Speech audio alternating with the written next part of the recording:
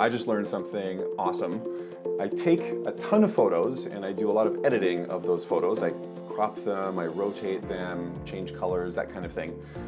I just learned that you can AirDrop a photo to somebody and give them the ability to play with or undo some of your edits, or to revert back to the original photo if they want that. I'm going to show you how to do that right now.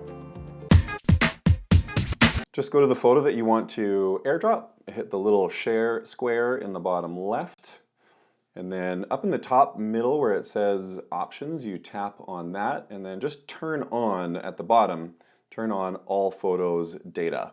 When sharing with AirDrop, including all photos data will send photos and videos in original quality along with edit history and metadata, including location and captions. The recipient will be able to view or modify any edits like crops, filters, and live photo effects. Then just go ahead and hit done in the top right, and then tap on AirDrop and look for whoever you want to AirDrop the photo to.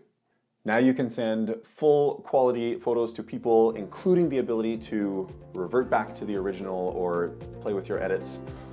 Boom, iPhone epiphany. If you found this helpful and you want some private Mac coaching with me or someone from my team, just head to macinhome.com/booking. We work with people all over the world. We'll help you with whatever is on your Mac problems list, and you will never feel judged or shamed for whatever mess you're in. Last video of the day, 10 minutes before a client meeting. Running out of steam, we got this.